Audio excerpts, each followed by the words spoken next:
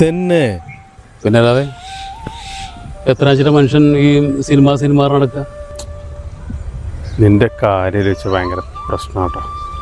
ഇത്രയും നല്ല കലാകാരന്മാർ നമ്മുടെ നാട്ടിൽ ഇതൊക്കെ ഒരുപാട് കാലമായല്ലോ നാടകം സിനിമ എന്നൊക്കെ പറഞ്ഞാണ് പോകണം.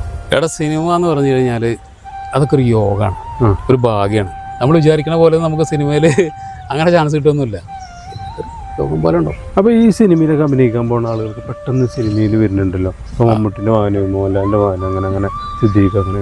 എൻ്റെ അച്ഛൻ മമ്മൂട്ടിയല്ലല്ലോ, പിന്നെ ഞാൻ പ്രൊഡ്യൂസറെ മോനുമല്ല. അങ്ങനെയൊക്കെ ഉണ്ടെങ്കിൽ നമുക്ക് സ്വാഭാവികമായിട്ടും നല്ല അവസരങ്ങൾ കിട്ടും, അവരുടെ റെക്കമെൻഡേഷൻ ഉണ്ടാവും. അല്ലാതെ സിനിമയിൽ കിട്ടില്ലടാ. അപ്പോൾ നീ അല്ലടാ ഒരു മാസം മുമ്പ് ഓഡീഷന് പോയിരുന്നു? ഒരു മാസം മുമ്പ് അല്ലേ ആൾക്കാരോട് എത്ര ഓഡീഷന് പോയിട്ടുണ്ടാ. ഒരുപാട് കാലങ്ങളായി ഓഡീഷന് പോകുന്നു, അവരോട് ചാൻസ് വയ്ക്കാൻ പോകുന്നു, സംവിധായകരുടെ അടുത്ത് പോകുന്നു.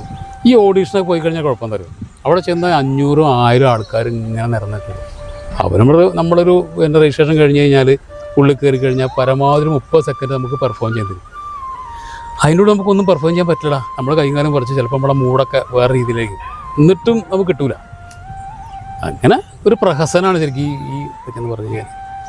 എന്നിട്ടിപ്പോൾ എന്താ എൻ്റെ ഒരു കണ്ണുമോഹം കണ്ടിട്ടൊരു അല്ല, ഞാൻ വിചാരിക്കണമെന്നറിയോ, ഇപ്പോൾ സിനിമ എപ്പോഴും നമുക്ക് കിട്ടിക്കൊള്ളണമെന്നില്ല, കിട്ടുകയാണെങ്കിൽ ഭാഗ്യം എന്ന് പറയാൻ പറ്റുള്ളൂ.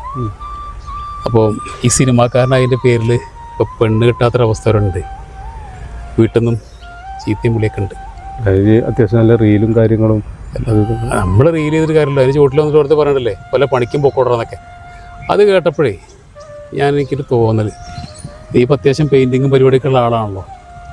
അപ്പോൾ ഞാൻ സംവിധായകരോട് ചാൻസ് വയ്ക്കുന്നത് പോലെ ഞാൻ എന്നോട് ചോദിക്കണം, ഞാൻ എൻ്റെ കൂടെ പണിക്ക് വരട്ടെ പെയിൻറ്റിങ് ഒന്നും ഉണ്ടാക്കി.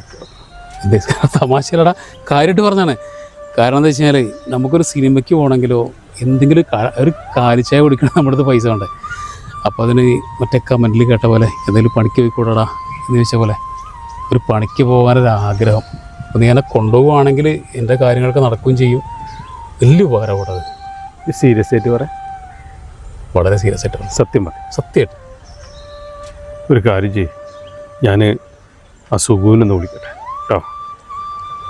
ഇപ്പം എന്താ ഇപ്പോൾ അവനോട് പറയാമെന്നറിയാം.